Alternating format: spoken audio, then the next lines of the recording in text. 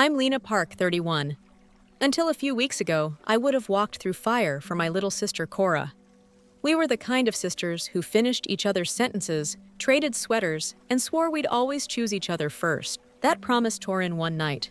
It started ordinary. Sunday leftover socks mismatched a dumb baking show humming in the background.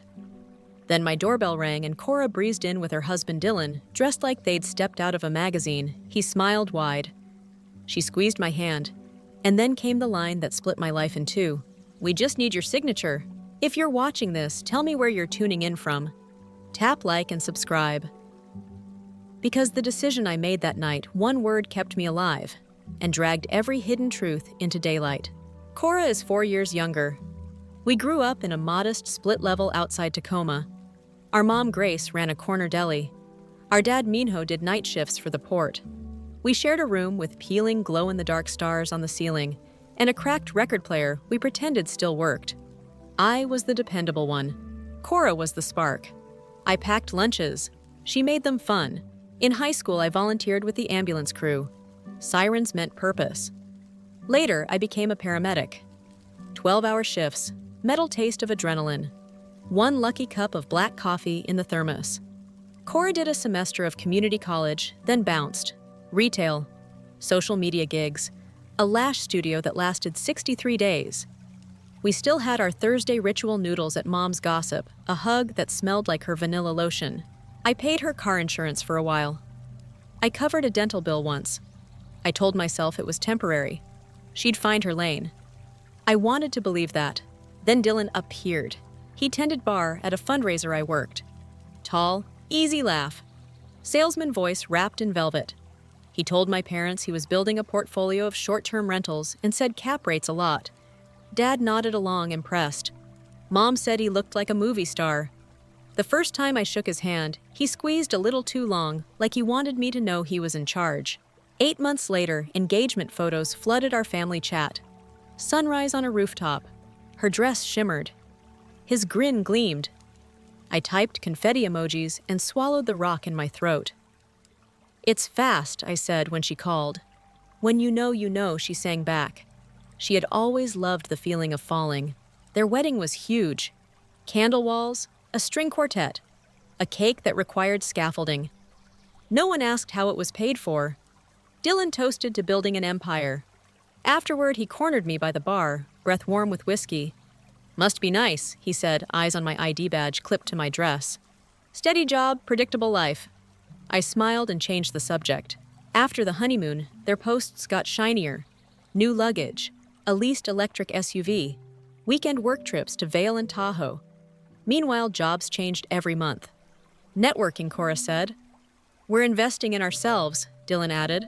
The first ask was small, $2,000 to bridge a gap. I transferred it and told myself I was being a good sister. Small turned into normal. Normal turned into heavy. The night they arrived with Italian takeout, like a peace offering, my apartment smelled of garlic and rain. Dylan set plates on the table, as if this were his home. Cora circled, touching my thrifted lamp, my rescue cat's toy mouse, my little life. "Cozy," she said, and somehow it sounded like tiny. Over tiramisu it came. We found a cabin, Dylan announced, eyes bright. Glass walls, mountain view, Breckenridge. He slid a glossy packet across my table. The photos were stunning. Black steel beams, cedar, hot tub under a sky so full of stars it hurt to look. "It's not just a house," Cora added. "It's a brand. Events, retreats, curated stays. We already have influencers interested." "How much?" I asked. $980,000, Dylan said, like it was a coupon. "Through an LLC. Here's the cool part. We set it up as a short-term rental. The numbers work if we lock it before rates bump again." My fork paused in midair. "And you need a co-signer for the business loan," he said. "Just to make the bank comfortable. You don't pay a cent. Paperwork, that's all." "Lena, you'd be helping us get to the next level," Cora whispered, pupils wide with hope. "It's you. I trust you more than anyone." The word co-signer stuck in my teeth like shell. I finished dessert, asked to sleep on it, and walked them to the door. When it clicked shut, I opened my laptop. Co-signing business loan risk, I typed. The search results were a neon parade of no. If they defaulted, the debt would be mine. My credit, my tiny emergency fund. My ability to keep the little condo I'd fought for. I called a financial advisor I'd seen once through a free clinic workshop, Noah Patel. He didn't need a minute. Absolutely not, he said. Especially not for nearly $1 million. New business, volatile revenue-related parties, every red flag. If they love you, they'll accept a boundary. I barely slept. On shift the next day, we responded to a rollover on I-70. Bent metal glass like ice on asphalt. I held a teenager's hand while we cut him out. He kept saying he couldn't feel his legs, and I kept saying his name until he looked at me and believed my voice. After the hospital handoff, I sat in the rig and stared at my shaking hands. In this job, you learn the shape of consequence. You learn that physics doesn't negotiate, neither does debt. At Mom's Sunday dinner, I tried to explain. Dad carved the roast. Mom lined up 3 kinds of mustard like always. 980,000, Dad repeated, eyebrows climbing. For a vacation house. It's an investment, Dylan said, sliding in late with Cora still wearing his indoor sunglasses. Everyone in my circle is doing it. What do you currently earn? Dad asked. It's complex, Dylan replied. We have multiple revenue streams. Mom's smile pinched. Do you have savings for 6 months of payments if booking's slow? They won't, Dylan said too fast. Cora reached for my hand under the table. Just say yes. My pulse hammered. I pulled my hand back and kept my voice level. I can't co-sign. The air thinned. Dylan laughed once sharp. You didn't even hear the whole plan. I read the plan all night, I said. If the business misses payments, it becomes my problem. I won't risk my home. I won't risk my license. Silence stretched. Cora's face shifted from pleading to stunned to something I didn't recognize. You'd let us lose the opportunity of a lifetime, she asked softly. I won't lose the roof over my head, I said even softer. Dylan's jaw ticked. Family backs family. Family doesn't put family on the hook for $1 million. Dad snapped, surprising everyone at the table, including himself. Mom set down the mustard with trembling fingers. Cora stood so fast her chair scraped. We'll figure it out without you, she said, eyes shining with hurt and heat. Dylan smirked. We always do. They left with the untouched pie Mom had baked. The text started that night. Cora, we're going to lose the cabin because you're scared. Dylan. Funny how your helping people job stops at home. Then worse. People remember who slams doors in their face. Your little condo won't mean much when you have no one left. I muted the thread. I documented everything. Dates, times. Screenshots in a folder labeled cabin. I told myself I was overreacting. I told myself it would blow over. I told myself a lot of things. At work, my partner Javi noticed I was off. You good? He asked between calls. Family stuff, I said. The kind that ends or the kind that explodes, he asked. I didn't answer. 3 days later, Cora called at 10:12 p.m. We lost it, she said. Her voice sounded stretched thin. The seller moved on. I'm sorry, I said and meant it. There was a small click. Another voice joined. You should be, Dylan said. Calm, too calm. We're coming over to talk. Don't, I said. It's late. Unlock the door, Lena, he replied. Be a sister for once. I set the phone down and felt my heart settle into a slow, hard beat. I checked the deadbolt. I slid the chain. I texted Noah 2 words. It escalated. I texted Javi a single word. Heads up. The knock that followed wasn't a knock. It was a pounding. My cat bolted under the bed. I stood in the hallway barefoot, palms, damp eyes on the door, like it might inhale. What I did next wasn't brave. It was simple. It was survival. I didn't open the door. Leave, I said through the wood. Now. Dylan's voice came low. Open it, Lena. Don't make this harder. Cora's voice softer near tears. Please. Just talk to us. My phone lit up with 911 on the screen. My thumb hovered. The pounding stopped. Silence pressed in heavy as snow. And then a whisper I will never forget, so close to the door, it felt like breath on my cheek. You'll regret this. The peephole showed a smudge of movement, a shadow slipping away. I stayed there long after the elevator dinged, and the hallway went still. I kept my thumb over the call button. I kept breathing. In, out, in, out. This is where some people want the dramatic crash, the instant violence, the explosion. That came later. What came first was the longer kind of damage, the kind that starts as a line and becomes a fracture. I picked up the phone and made 2 calls. One to the police to report a disturbance. One to my parents to say a sentence I never imagined I'd say. "Cora isn't safe for me," Mom cried. Dad's voice went flat. "Change your locks," he said. "Tomorrow." I lay awake until morning, watching the ceiling listing every boundary I should have set years ago. Every time I said yes when I meant no. Every loan. Every ride. Every excuse I made for charm that was really control. You can love someone and still keep your door closed. I learned that tonight. And I learned that the next knock would not be asking. Morning came gray and thin. I hadn't slept. Dad showed up with a toolbox and a paper cup of coffee that tasted like burnt hope. "Move," he said gently. He replaced the deadbolt, added a second latch, drilled in a metal strike plate you could hang a truck from. We installed a peephole camera that chimed every time a dust mote moved. Mom wiped the baseboards like that could scrub worry off the walls. A patrol car rolled up around 10. I told the officer everything. The pounding. The "you'll regret this." The way it felt like breath through the door. "Document it all," she said, pen moving. "If he comes back, call. If he threatens you, call. If he parks where you can see him, call." "What about a restraining order?" Mom asked. "You need evidence," the officer said. "You're doing the right things." After they left, the apartment felt louder. The fridge hummed like a warning. My cat stared at the door and didn't blink. I blocked Dylan's number. I muted Cora. I made a new email. I bought a fireproof folder. I labeled it Lines. At work, the city being the city life didn't pause. Javi and I ran 8 calls in 9 hours. A 5th-floor asthma attack. A kitchen knife accident.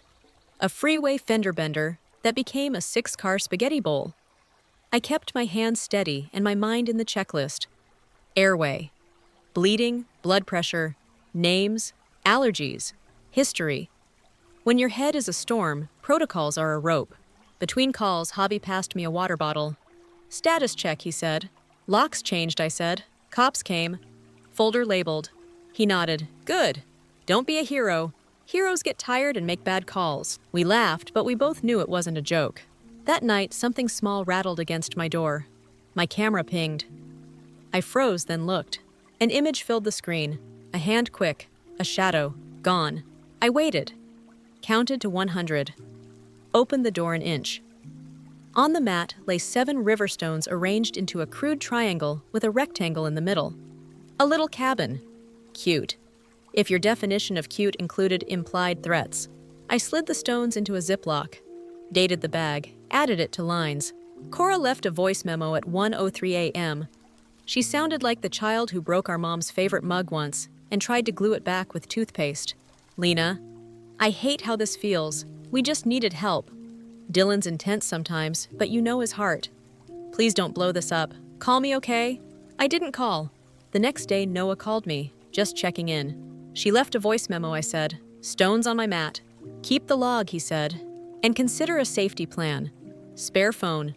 Code word with your partner. Doors and windows checklist before sleep." "Feels paranoid," I said. "Paranoid keeps you alive," he said. "Also get a dash cam. If anyone follows you, we'll prove it." I ordered one on my lunch break. Mom texted after her deli shift. He stopped by. My stomach dropped. She called before I could reply. He came in with flowers, she said, voice tight. Said he wanted to clear the air. Told me you're under bad advice, and that this is a misunderstanding. "What did you say?"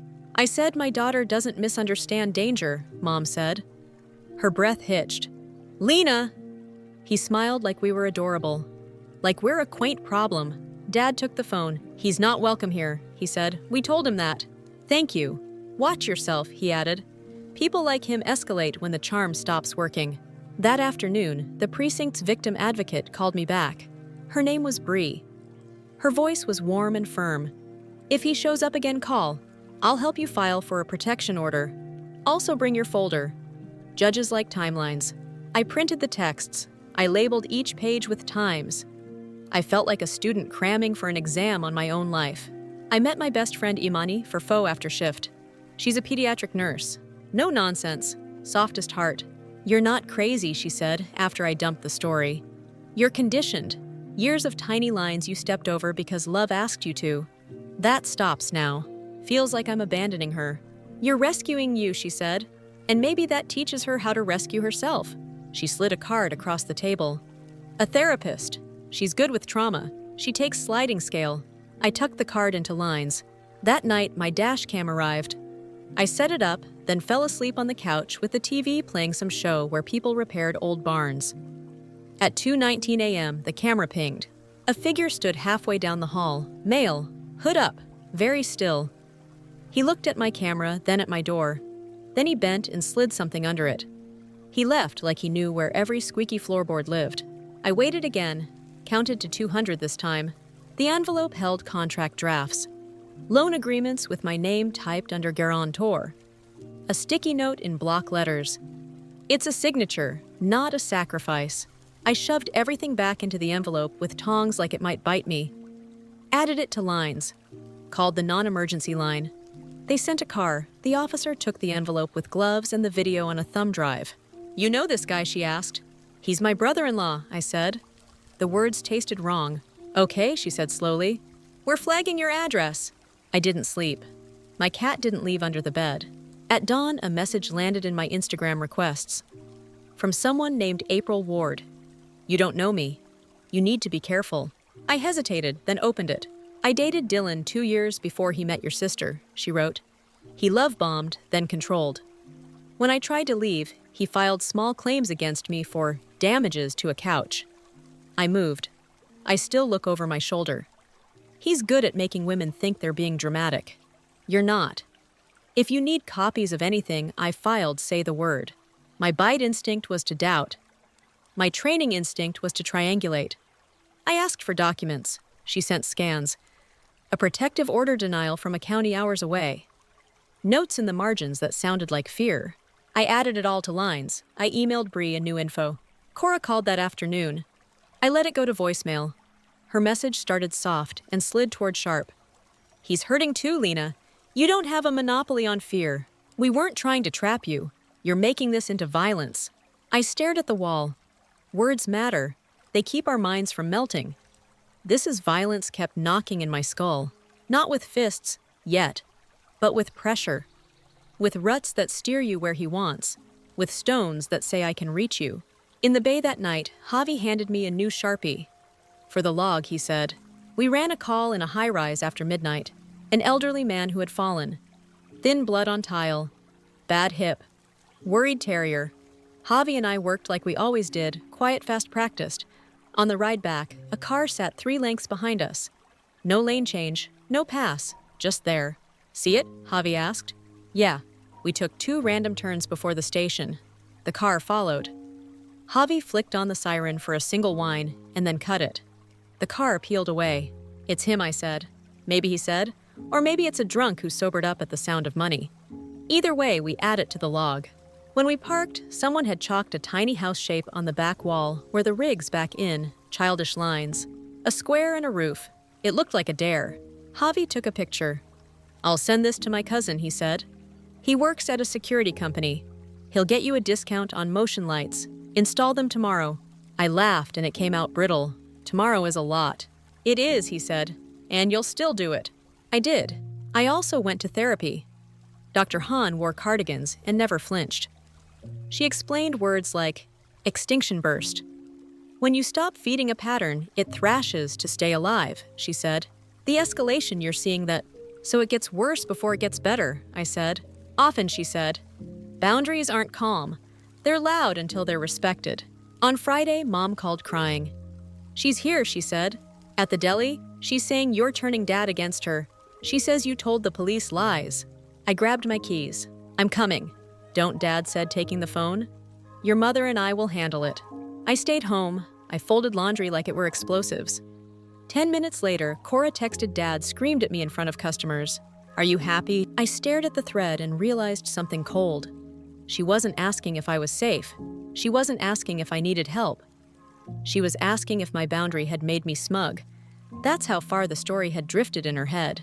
An hour later, Bree emailed back with a court date.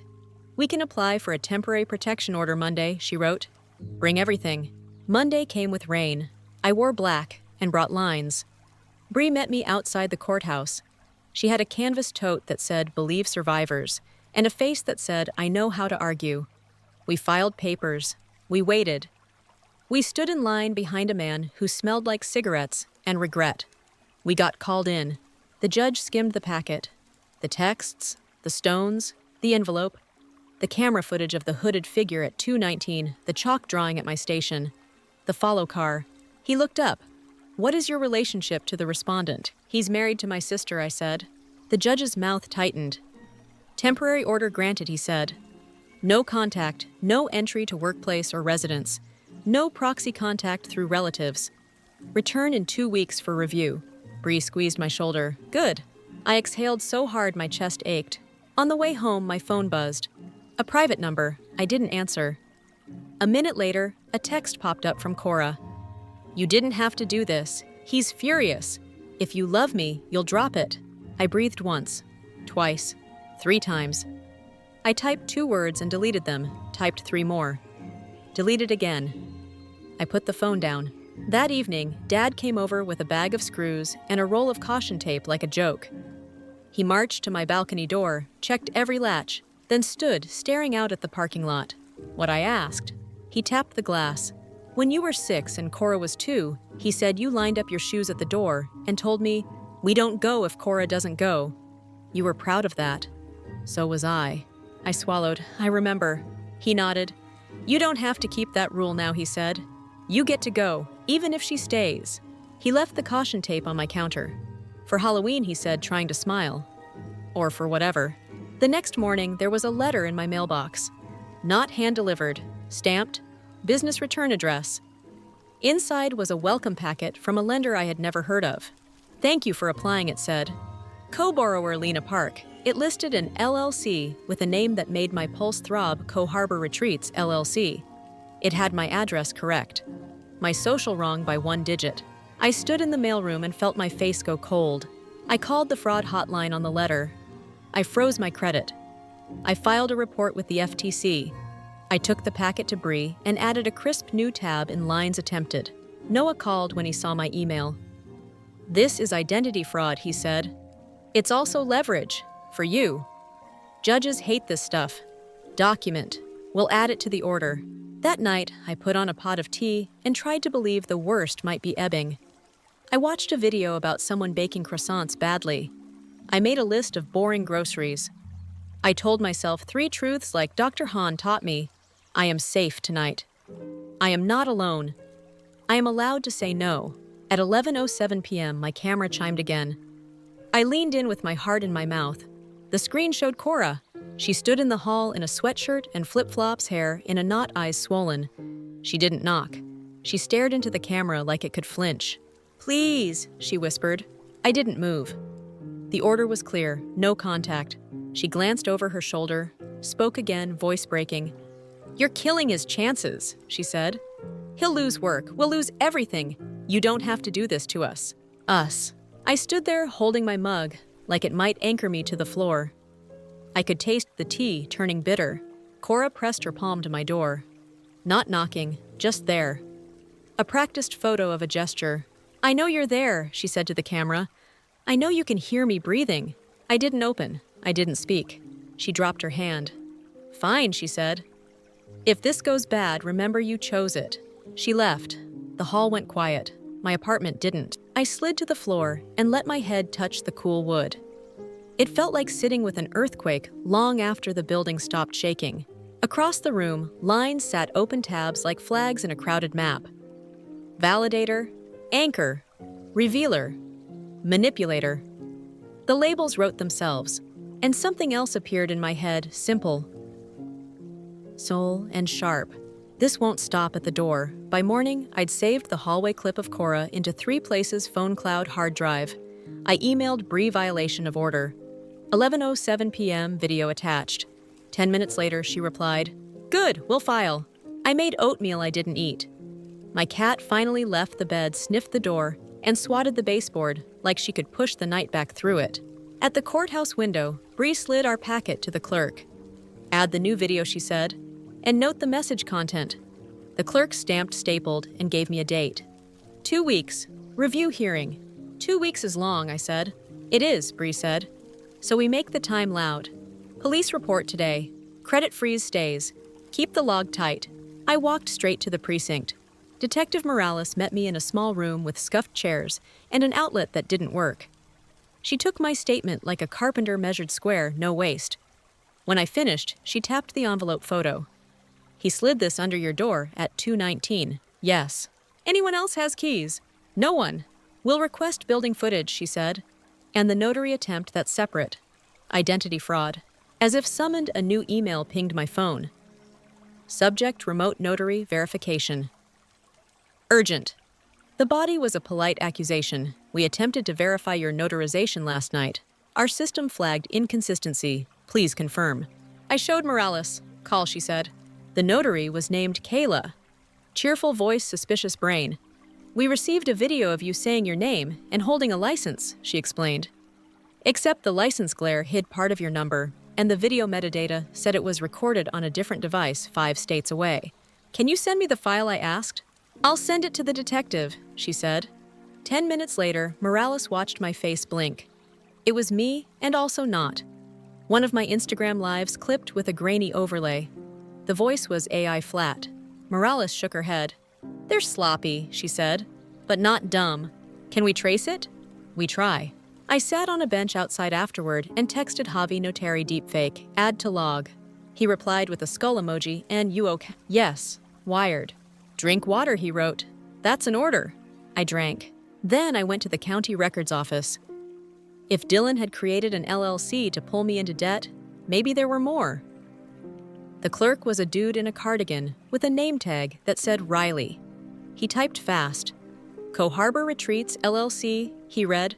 Registered Agent D. Harlan, Dylan's full name, mailing address, a UPS box. He scrolled. Also Northline Ventures, Summit Beam Partners, Lumenstay, all Dylan, same agent, same box. Riley frowned. There's also a UCC lien last year. Secured party is a hard moneylender. My mouth went dry. Status. Active, he said. And, listen. He turned his screen. Listed under related principals was another name, Mason Holt. Who's that, I asked. Riley shrugged. Shows up on a lot of short-term LLCs, the kind that dissolve after a year. Can I get copies, I asked. He printed a stack and slid it across. Be careful, he added like he couldn't help himself. I always am, I said, and I wasn't sure if it was still true. On my way out, a woman in a yellow sweater stopped at the index computer. She glanced up and did a double take. Are you Lena? She asked. From Station 12. You pulled my uncle out of his Buick last winter. I nodded wary. I work at First Front Bank, she said. Mortgage side. She lowered her voice. If someone tried to open a line with your name, it might hit our soft pull watch list. Do you want me to check? Is that allowed?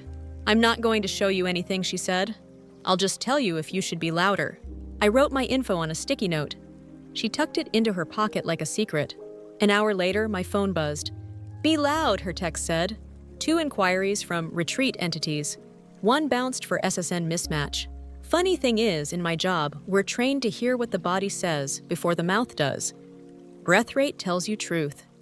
I realized Dylan's paper had been breathing this whole time. Short, shallow, gasping. I called Noah, pattern, I said, and read each LLC name. He whistled. Shell shuffle, he said. Classic. You move risk around until no one can grab it. We'll map it. Also Mason Holt, I'm going to dig. Imani called me on her dinner break. Come over, she said. I made soup. Her apartment is 3 floors above a laundromat, warm and loud and clean. We ate on the floor with the bowls on a crate, because her coffee table is perpetually covered in books. I told her about the deepfake the LLC's, the UPS box. She blew on her spoon. You always think you're 10 steps behind, she said. You're not. You keep receipts. My receipts now have receipts, I said. Good, she said. Receipts win. At home, I pinned the new printouts on my corkboard. Red string would have been on brand, but I used blue painter's tape. Co-Harbor connected to Northline, which tied to Lumenstay, which touched Mason. Stones into chalk, into envelopes, into fake videos. A picture formed whether I wanted it to or not. Dad called around 9. He came by the deli again, he said. I told him I'd call the police. He laughed. What did Cora do? She cried, Dad said. She keeps saying he's misunderstood. Then she asked me if I think you're trying to punish her. Do you? I think you're trying not to drown, he said. That looks like punishment to people who swim on other people's backs. I went quiet. Sorry, he added, too sharp. It was right, I said. Sharp doesn't mean wrong. April the ex messaged me at midnight. Found more, she wrote. He'd filed disputes on his own credit after he missed payments claim identity theft, then settle for pennies once they were bored. He also used to leave little stacks of coins on my doormat when we fought. Like a code. Your stones. Same man. She sent screenshots of her old emails with subject lines like, "We can be a team or a problem," and last warning. The language was so close to mine, it made my back prickle. I forwarded everything to Bree and Morales. Bree replied with a thumbs up. Morales didn't reply at all, which is how you know a detective is actually moving. The next day, my station captain called me into the office. We're putting a flag on the house, she said, if certain vehicles pull in the bay doors close. Also, HR wants to remind you that you can use the back lot. Thank you, I said. Shame tried to creep up the back of my neck. I shut the door on it. That night, while charting, a delivery guy wheeled a box into the bay. Addressed to me. Return address Summit Beam Partners. Javi put a hand out. Nope, he said, and paged the captain. We opened it in the office with gloves. Inside, a welcome kit for a brand ambassador. A ring light. A binder labeled Influencer Packs. A contract with my name on it again, and a section promising 10 complimentary nights per year for Lena P. My stomach turned. Set up, Javi said. So if you ever posted a picture by some mountain window, they could say you benefited. He pulled out a folded piece of paper from the bottom. Handwritten. It's a signature, not a sacrifice. The letters were neat. Practiced. We photographed everything. We put the box in the evidence locker. I sat in the rig, hands on my knees, and counted tiles. The funny thing is, moment hit me then. In class, we learn ABC airway breathing circulation. You can't help anyone if air can't get in. I realized my personal version had been missing C. I had access and boundaries. No consequences. People learn how to treat you from the outcomes. I was done teaching nothing. Next morning, Bree got us in front of a judge for the violation. The hallway video, the notary attempt, the box. The judge's jaw flexed. Ms. Park, if he comes within shouting distance, you call 911, he said. Ms. Nguyen, he nodded at Bree. I'm elevating this. Refer it to the DA. On my way down the courthouse steps, a man leaned against the handrail like he was resting. Gray hoodie, ball cap low. I almost missed him. He peeled off the rail as I passed and matched my pace. You're making a mess, he said without looking at me. I don't talk to strangers, I said. You know me, he said. You just don't know you know me.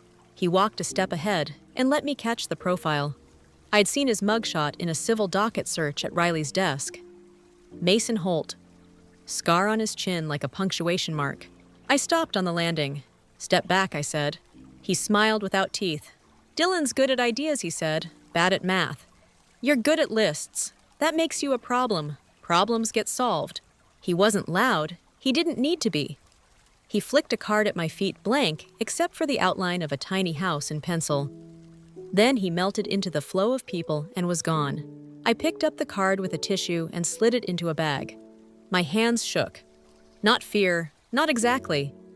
More like the way your body vibrates after a near miss on the freeway. I sent Bree a photo. New player, I typed. Needs sunlight. Noah called an hour later, voice tight. Got him, he said. Mason. 3 lawsuits for fraud, 2 for harassment. No convictions, lots of smoke. He's the guy banks call when they need ugly collections done.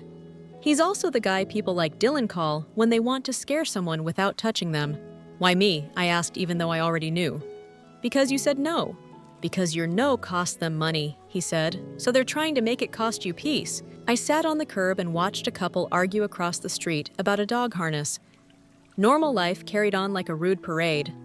I wanted to step into it and be the person who only had to decide between pesto and marinara. Imani texted a selfie in a ridiculous sheet mask. If you can't breathe, come over, she wrote. We'll watch trash TV and do skincare like teenagers. I can breathe, I replied. But I might come anyway. Before I left, I checked my mail. A small key sat inside with a sticky note, Unit 142 on the house. No return, no brand. My building has no storage units. I felt my scalp prickle. I didn't touch the key. I closed the box, washed my hands, and called Morales. She arrived fast. "Somebody wants you opening random doors," she said, bagging the key. "We'll check nearby facilities." "Why me?" I asked again, softer this time. Morales looked at me like she'd pulled this splinter out of 100 people. "Because you were the easiest road until you learned how to take the long way," she said. "They don't know any other route." That night at Imini's, I let myself laugh at a baking fail compilation until my stomach hurt in a good way. We painted our nails a color called steel petal. We didn't say Dylan's name. Sometimes you rest by not feeding the monster its name. On my drive home, the dash cam caught a car 2 lengths behind me, lights dimmed, changing lanes when I did. I took 3 rights to circle the block. The tail followed. I pulled into the police substation lot and parked. The car slid past and kept going. I sat with the engine off and the windows up, breathing in the quiet hum of fluorescent lights. My phone lit with a new email from Kayla the notary. "FYI," she wrote, "we identified the IP used for the false session. It originates from a co-working space called The Loft. The name on the account, Lumenstay LLC." I stared at the screen until the letters swam. The co-working space was 2 stops from my station, street parking, exposed brick, plants and macrame, a receptionist with a nose ring and a dog's welcome sign. The next morning, Morales met me on the sidewalk. "We're not going in without a warrant," she said, "but we'll watch." We watched for an hour, people with laptops, people with dogs. Then a man with a silver watch and a too white smile walked out carrying a banker's box. Not Dylan, not Mason, new face. He set the box on the curb to unlock his car. The label read, "Co-Harbor, Collateral." The wind flipped the top. A few glossy trifolds slid out. I stepped on one to keep it from the gutter. A photo stared back at me. A mountain window. A woman laughing in a robe. In tiny font at the bottom, photo licensed. Lifestyle depiction only. "Not real," I said. "None of it is," Morales said. The man glanced up and saw us looking. He slammed his trunk. Drove off too fast. Morales lifted her radio. Close enough without being too close. At home that night, I stood in my doorway and traced the fresh screwheads Dad had sunk into the new strike plate. Silver moons across wood. Proof that you can make a door smarter after it's been tested. I sat at my table, opened lines, and wrote 3 new headers. People Paper Place. Under People Dylan. Cora. Mason. Unknown with the watch. Under Paper LLCs. Notary attempt. Identity theft. Under Place The Loft. UPS box. Deli confrontations. Courthouse steps. Patterns make paths. Paths lead to doors. Doors open to rooms you didn't know you were in. This is how you build a case. This is how you unspool a story until the knots show. And this is where the moment stops being theory. Because the day after I drew those headers, the door opened anyway. The next day at 7:12 p.m., my door opened anyway. I was halfway down the hall when my phone buzzed. The peephole camera pushed a still to my screen. My door not quite closed, the chain bent like a paperclip. My lungs forgot their job. I stopped 3 paces away and listened. No voices, no footsteps, just the building's old heater ticking like a metronome and the far-off bark of someone's bored terrier. I called 911. I waited in the hall with my back against the opposite wall, keys bristling and my fist shoes planted. The carpet smelled like dust and old cleaner. A light down the corridor flickered, then steadied, as if the building itself were trying to decide how scared to be. 2 uniforms and Detective Morales arrived in minutes. We cleared by numbers. She led. I followed the blue backs and the beam of a flashlight that made my photos flash pale on the wall. The entry rug was skewed. A few grains of glass grit crunched under my shoe. The new strike plate had clean, angry gouges around the screws. "Came through the balcony?" Morales asked. We checked. The lock bar was pried up. The cold air from the tiny balcony smelled like rain and metal. My cat hissed from under the bed and then went silent. "Don't touch anything," Morales said. "Let me look." The kitchen looked normal if you didn't know me. The knife block was turned. The smallest knife was missing. My stomach fell into the floor. Then I saw it centered on the counter like a still life 7 river stones in a triangle with a rectangle in the middle. A little house. He was telling me his joke still killed. Morales bagged the stones. She swept the room with her light again slow. She paused under the smoke detector. "See the tiny red blink?" she asked. "It always blinks," I said, thinking of low batteries and late-night chirps. "This is a different blink," she said, pulling a step stool from my closet. She twisted the plastic faceplate off with careful fingers and held the base up to the light. Not a detector, a shell. Inside a pinhole lens. A micro SD card. Wires taped along the ceiling line and down behind a frame. The world shrank to a point. I forgot to breathe until her eyes cut to mine and widened. "In," she said, soft but firm. I inhaled. The air felt heavy. Morales bagged the device, then scanned the rest of the room. Under my pillow lay a small square of masking tape with a key stuck to it. Next to it, in tidy block letters on a folded index card, 142. I stared at it, like the mailbox key from last week. "Like a storage unit," Morales said. "He wants you opening doors he controls." She called for CSU. We stood by the balcony while a tech dusted the frame and muttered to herself. Outside, the sky was still blue. People walked dogs. A kid practiced kickflips and whooped when he landed one. Normal kept happening like a dare. "Sit," Morales said. She pointed to a chair and then crouched beside me. "We mirror this," she said. He placed a camera. "We pull his camera. He left you a key. We take the key. We open the door with a warrant, not a dare." I nodded. I said okay, but my voice sounded like old tape. CSU finished. They found a partial print on the balcony bar and smudges on the inside of the frame. They swabbed the counter. They bagged the misaligned knife block. They left the air feeling scraped. Morales drove while I sat stiff and held the evidence bag with the key like it might bite through plastic. The storage facility, if that's what 142 meant, sat on the edge of an industrial strip near the freeway. Rows of metal doors, gravel that crunched under tires, a chain-link fence that hummed in the wind. The manager met us out front. She wore a puffy vest and the permanent squint of someone who reads ID numbers all day. "We had someone rent Unit 142 last month," she said, typing. "Company name, Lumenstay Logistics. Paid in cash." She glanced up. "You have a warrant." "On the way," Morales said. "Hold access. Don't notify the renter." We waited. Warrant time is a strange time. Phones vibrate without ringing. You count bolts on hinges.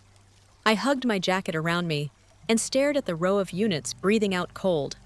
The sky went from blue to bruised, the color the city uses right before it turns the lights on. Warrant granted. The manager's key turned with a heavy click. Morales slid the door up. The metal groaned. The smell hit cardboard rubber, a hint of bleach. We didn't go Hollywood. No dramatic jumps, no shouts, just careful steps, lights sweeping. Inside were boxes labeled in black marker. Collateral, kits, paper. Prop sat on a folding table ring, lights a clipboard, a welcome influencer sign, brand contracts without names filled in. A plastic bin held smooth river stones in a Ziploc and sticks of white chalk. Another bin held doormats. One said home in big friendly letters. Another said leave. I held myself very still. Morales opened a banker's box and whistled low. Inside laminated checklists. Outreach script. Investor tour talking points. Dispute pathways. A manila folder, handwritten, contained transcripts of lines I knew too well. "You don't have to do this to us. It's a signature, not a sacrifice. If you love me, you'll drop it." I had to sit on the floor, gravel dust stuck to my palms. Under paper, we found copies of licenses. Not just mine. 3 women I'd never met. Blurry selfies printed and stapled to forms. A list titled targets with first names and notes. Aunt nurse credit good. College friend teacher soft. My last name was underlined twice. There was a printout of my building's floor plan with an X over my balcony. Someone had circled camera here in red. The revelations didn't come in one bang. They came in clicks. A box labeled Northline contained envelopes from my bank returned undeliverable. A notebook in clean block letters tracked attempts hallway, visit notary session delivery box, deli talk station chalk. Beside Unit 142 key, he had drawn a small house. Mason's handwriting matched the card he'd flicked at my feet on the courthouse steps. There was also a corkboard, blue painter's tape, photos tacked in a grid. Me at my station walking to the rig. Me at my parents' deli picking up soup. Me unlocking my apartment door. In one frame caught in the edge, Cora's face, a profile small and fast outside my building 2 nights ago. Her head was down. She was handing a pair of gloves to someone not in the frame. My body went cold, then hot. I steadied my hands on my knees. Morales stepped closer. Her voice softened. "You don't know what she knew," she said. "I know what she did," I said. The words felt like stones I had to lift anyway. "We shot everything. Photos, labels, the whole ugly organization of it." Morales cataloged like a surgeon. CSU bagged the video recorders and the notebooks. The manager watched from the door with her arms crossed and her mouth set. "People put some weird things in here," she murmured. "I've never seen this." In a crate marked merch sat the box from the station with my name on it. Same ring light, same influencer pack. A printed contract with my name. The complimentary Knights clause was highlighted, the handwritten line at the bottom. "It's a signature, not a sacrifice," matched Dylan's neat hand. He'd practiced that sentence over and over until it sat just right. Morales found a cheap laptop in a gray sleeve. She powered it. No password. A folder on the desktop named Loft contained clipped videos, my Instagram Live with my voice flattened, spliced to supply notary lines. Another folder named Ward held April's old emails printed with notes in the margins. He'd studied what worked on other women and brought it to me like a sharpened tool. We stayed until the boxes felt less like a room and more like evidence. Outside, the air had thinned and sharpened. I could see my breath in the facility's security lights, white clouds that faded fast. Gravel crunched under boots as CSU loaded cases into their van. A train passed somewhere behind the freight yard, a low metal moan that made the fence hum. Morales leaned on the roll-up door. "This puts him in cuffs," she said. "Conspiracy stalking, attempted fraud violations of the order. He's in a cage for a while." She paused. "But the part that's going to hurt isn't him." I looked at the photo again. Cora's profile. The angle of her hand. The glove passing. The grainy stamp of the timestamp that put her there against court orders. You expect betrayal to feel like a stab. It felt more like the floor shifting 1 inch under me, enough to change how my knees worked. "Do we arrest her too?" I asked. My voice was a whisper, the kind you use in hospital hallways at night. "We build," Morales said. "We let the DA decide. We don't guess at a woman's mind. We show what she did. If she's in deep or in danger, it will show." Back at my apartment, the sky had slid to black, and the building lights threw square golds on the walkway. CSU had finished. The camera hole in the ceiling looked like a dark eye finally closed. My cat came out and rubbed my shin, complaint purring. I fed her and sat on the floor with my back against the couch. "Javi texted you breathing." "Yes," I wrote, on purpose. Imani sent a heart. Noah sent a single steady line. "We've got him." I stared at the door. The new screws gleamed. The chain hung new and straight. My hands shook and then stopped. Dr. Hahn's voice drifted in Name the Things. The air smelled like lemon and dust. The tea I'd left in the sink had a skin on it. Outside, a siren yawned and then went silent. I could feel the throb in my wrist where I'd gripped the key too hard. I pressed my palms flat to the floor and found it was solid. It had always been solid. I just hadn't trusted it. This was the dark truth I had promised in the hook and dreaded in the quiet. It wasn't about a house. It was about control dressed like opportunity. It was about scripts marketed as love. It was about the little sister I would have carried on my back, who had learned to hand my life to a man with tidy block letters. The moment of truth isn't just the box you open. It's the voice you finally hear as your own. Next came the part that hurts and heals at the same time. The part where you sit across from your sister and let the quiet show her what you found. The part where the power shifts in a room you grew up sharing. I set my phone on the table. I called Bree. "We're ready for the next step," I said. "I want to press everything we can press." Bree didn't hesitate. "We will," she said. "And Lena. Don't meet her alone." "I won't," I said. I looked at the photo on my screen one more time. I didn't cry, not then. I locked my door. I checked the balcony bar. I put fresh batteries in a real smoke detector and watched the right kind of blink. Outside, the sky was black and full of ordinary stars. Inside, my apartment was small, and it was mine, and it was finally telling the truth. Bree set it up for the next afternoon. Neutral ground, my parents' living room. No surprises, no side doors. Detective Morales would wait on the porch with another officer. If raised voices happened, they would walk in. Otherwise, we would try quiet. Mom brewed tea like this was flu season. Dad set 4 chairs in a square and moved the coffee table out of the way. Old habits. Make space. Make room for answers. Cora arrived late. Ponytail, no makeup. She looked younger and older at once. She paused at the doorway when she saw Bree at my side. I asked her to be here, I said. Cora's eyes flicked to Dad. You brought a lawyer to our parents' house. Dad didn't blink. We brought a witness. Cora sat. She twisted her hands in her lap. When she spoke, her voice was small. I didn't know about the camera. I didn't reach for her. I didn't fill the space. I let silence do the heavy work. She swallowed. Dylan handled security. He told me it was standard. For the building, I swear. Bree slid a plastic sleeve onto the end table. A still from the storage unit. The bin of river stones, the chalk, the doormats, a printout of the notebook page titled Targets. Cora stared. Her mouth opened and closed. What is this? It's the box I opened yesterday, I said. Unit 142. Her eyes snapped to me. You went there. With a warrant, Bree said. With police. I just gave Mason a pair of gloves because he said he cut his hand. I thought he was helping Dylan move boxes. Her breath hitched. I didn't know about the key, or the notary video. I didn't. I set another photo down. The hallway shot. The timestamp. Cora's profile blurred and exact. She stared at her own outline. Something in her shoulders crumpled. He said you were being dramatic, she whispered. He said we needed one more touch to show you the cabin was real. That if you saw the contract in person, you'd stop letting strangers fill your head. Mom spoke for the first time. We are not strangers, she said, soft and shaking.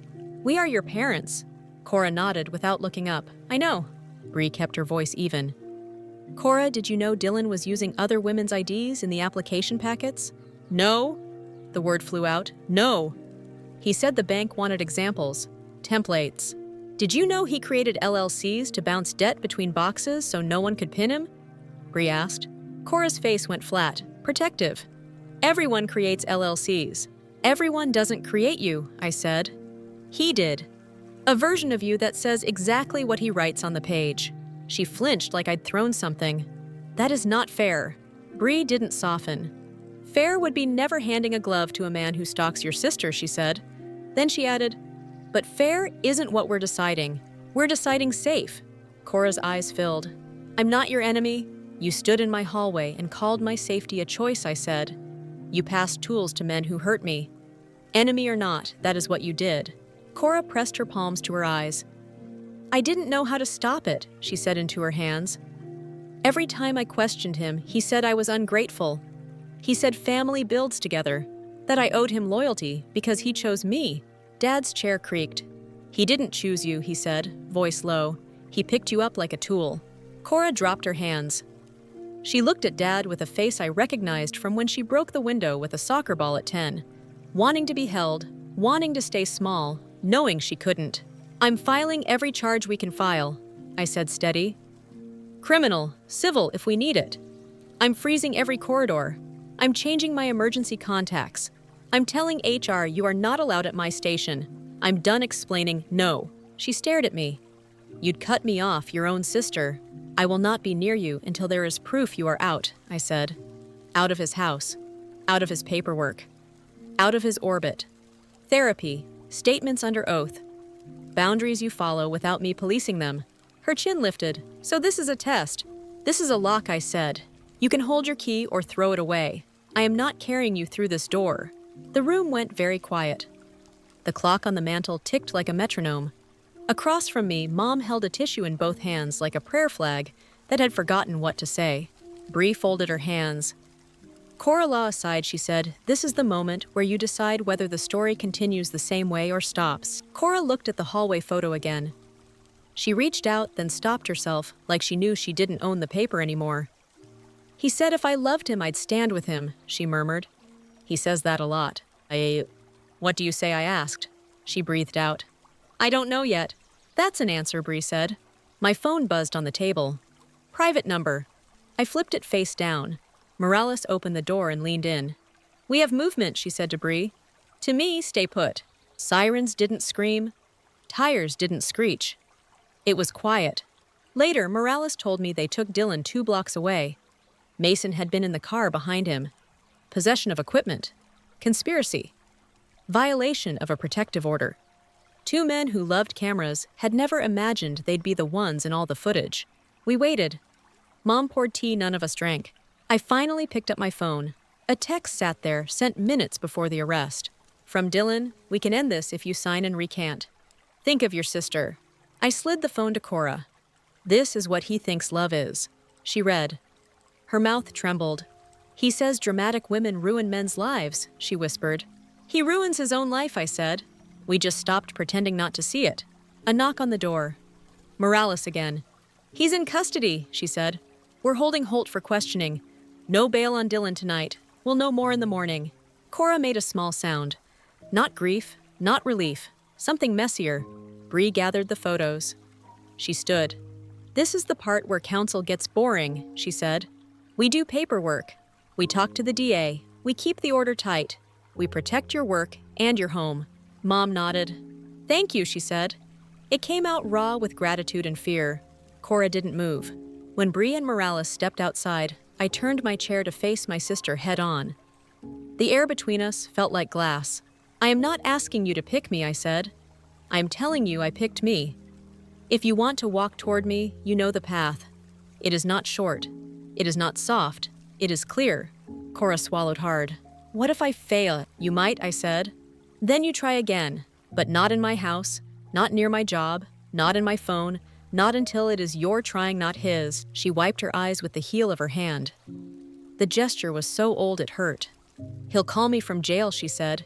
He'll tell me you made him do this. Block him, I said. She laughed without humor. You say that like it's a light switch. It is. I said, it is a switch you flip 1,000 times until it stays. She stared at the carpet. Okay, she whispered. It sounded like a word trying its legs for the first time. Dad walked to the bookshelf and picked up a photo in a cheap frame. 2 girls under a blanket fort. A flashlight making cones of light. He handed it to me. Keep it, he said. We'll print Cora a copy when it's time. Cora winced. When what is time? When you bring us papers, Dad said. Restraint. Divorce. Therapy. Proof that you picked yourself. She closed her eyes. I don't know where I'll live, she said. You'll stay here tonight, Mom said, voice firm again. In your old room. No phone calls. No side texts. We change the locks tomorrow. We buy new sheets. I cook eggs in the morning. Then we call a counselor. For the first time since she arrived, Cora looked like she could inhale without breaking. Okay, she said again. Realer this time. I stood, I picked up my coat. I'm going back to my place, I said. Mom rose too fast. Lena, I'll be fine, I said. I have the order. I have the new screws. I have neighbors. I have people. Cora stood as well, shaky. Will you hug me? She asked. The request hung like a wire. I let a beat pass. 2, 3. Not yet, I said. After paperwork, after therapy starts, after you block him and mean it for a week, then 2, then 30. Hugging is not free anymore. She nodded. Shame and understanding crossed her face like weather. I earned that, she said. On the porch, Morales tilted her head. You good to drive? She asked. Yes, I said. I'm steady. Text me when you're in, she said. I did. I locked my door. I checked the balcony bar. I turned on the real smoke detector and watched the right blink. I put my phone on Do Not Disturb except for 5 contacts whose names felt like scaffolding. Then I did one more thing. I opened my contacts and tapped emergency. I deleted Cora's name. It felt like betrayal. It felt like breath. I added Bree. I added Morales. I added Amani. I added Dad. On my kitchen table, lines sat open. I pulled a marker and wrote across the top in block letters, Execution. Under it, I listed the next moves. DA meeting. Victim impact statement. Address change confirmation. Credit freezes at all bureaus. Station safety memo. Camera sweeps every week until Morales says otherwise. Therapy twice a week. Support group Wednesday. No solo meetings. No just 5 minutes talks in parking lots. No, I'll hear him out experiments. No loopholes dressed as kindness. My phone buzzed once. A text from Javi, "We're proud of you." I breathed, in, out, slow. The funny thing is, the power shift didn't feel like triumph. It felt like gravity returning to normal. Like the floor under my feet was the same floor as yesterday, except this time I trusted it. Down the hall, I heard my cat crunch her dinner and then thump onto the couch like a tiny drum. Outside, a car door closed, and another opened. The city's ordinary music. At midnight, Morales texted one line. "They're holding him." A second buzz followed. A photo of a bagged micro SD card with a tag number. "We have the feed." I stared at the screen. I thought about all the women in the file folders, names I didn't know yet. I added a new line to my list, call April, offer Bree's number, ask if she wants her copies back. Then I turned off the light. I lay down. I let the darkness be just darkness. We had walked to the edge of a cliff and found stairs. By morning, the list on my table had teeth. Bree and I met at the DA's office, a windowless cube that smelled like coffee and paper. We went point by point.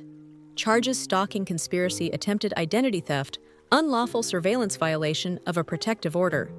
Evidence: the unit, the camera, the notary file, the boxes, the stones, the chalk, the doormats, the notebook, with targets in block letters. "Defense will float a plea," Bree said. "They always do. We decide what you need. What I need is for it to stop," I said. "And for the women in those files to get calls." The DA Patel joined us. Careful eyes, tired suit. "Your case is clean," he said. "If he pleads, we ask for years, not months. We keep the no contact for a decade. Restitution, surrender of all devices, disclosure of all shell entities, cooperation against Holt. And if he doesn't plead," I asked. "Then we try it," he said. "We have you. We have the feed." I wrote 2 words at the bottom of execution, either way. The obstacle showed up sideways. A burner account posted a thread that afternoon. Paramedic hates family, lies to cops. Photos of me carrying a medical bag. Captions twisted into little knives. My station's page got hit with 1-star reviews from accounts created that day. The captain called me in. "We know what this is," she said. "Our PR team is on it. Reviews are flagged. Your record stands. We stand." 2 hours later, April texted. "Want me to go public," she wrote. "Safety in numbers." "Not yet," I replied. "Soon." Kayla the notary messaged too. "I wrote a statement," she said. "Use it." Riley at Records sent a link. "Northline dissolved this morning," it read. It was sloppy timing, and it helped us.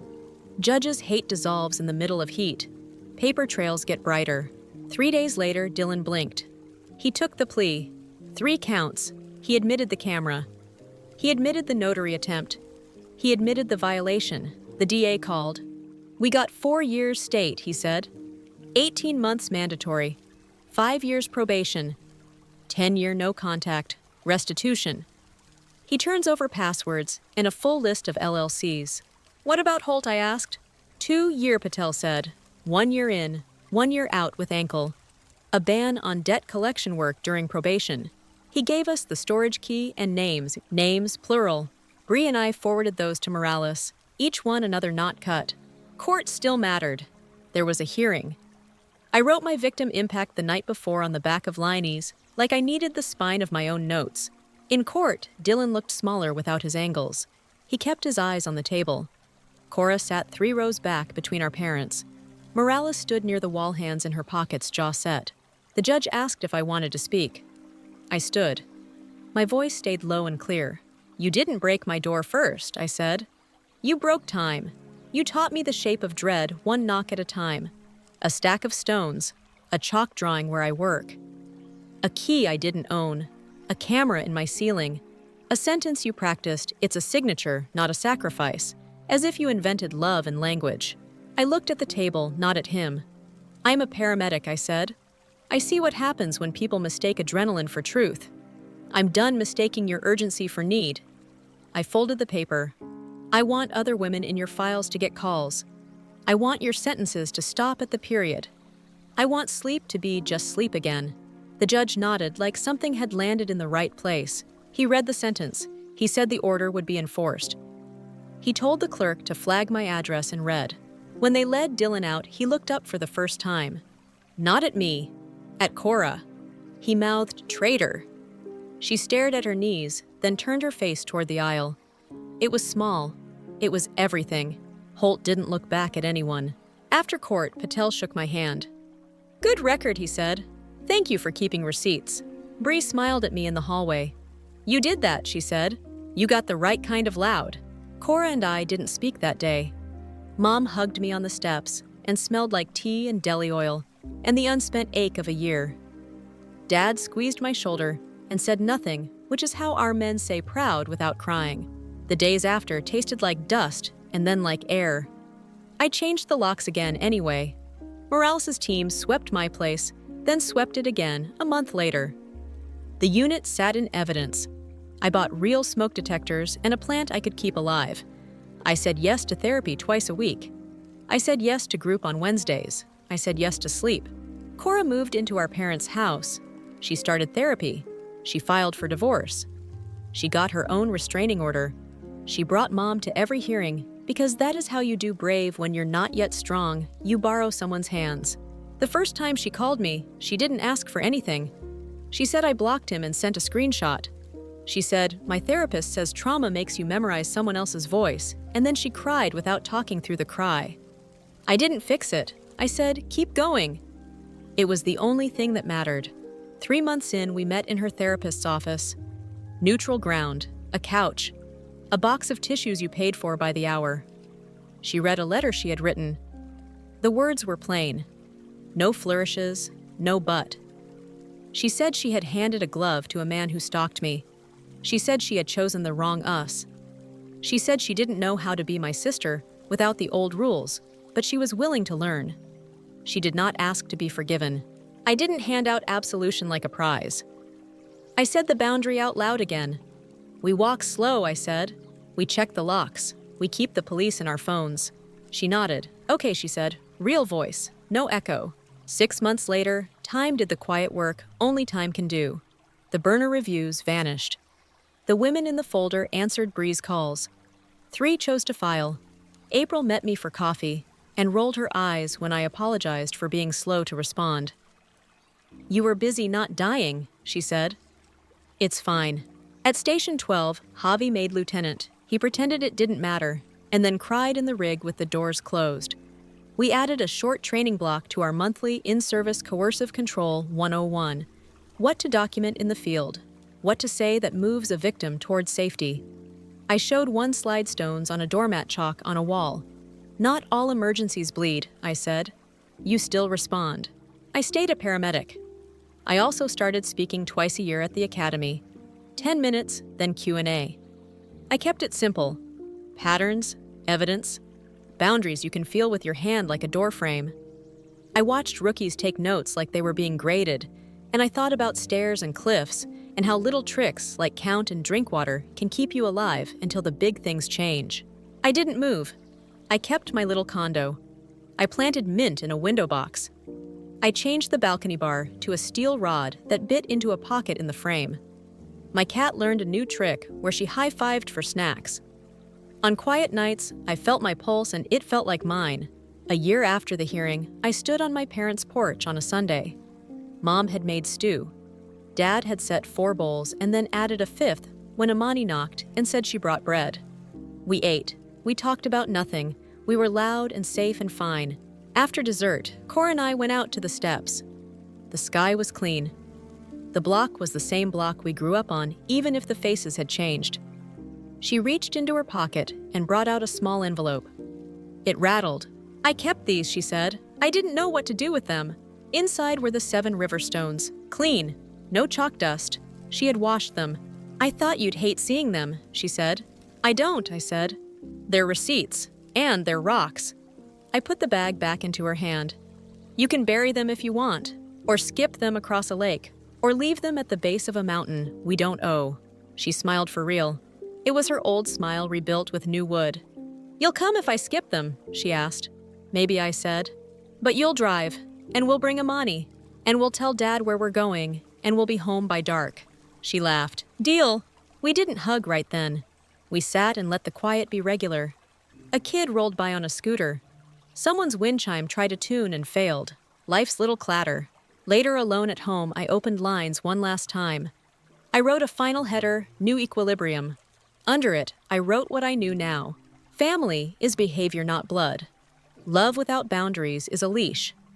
No is a complete sentence and a fire door.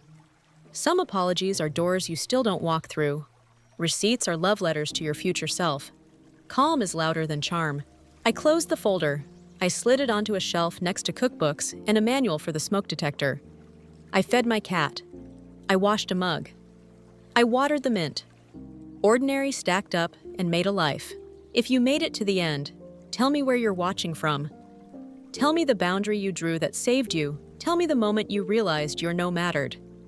Drop it in the comments so someone who needs it can find it. Tap like if this helped you breathe. Subscribe if you want more stories that end with the floor holding. I'm Lena, 31. I thought a signature would make me safe. Turns out a sentence did, and the sentence was mine.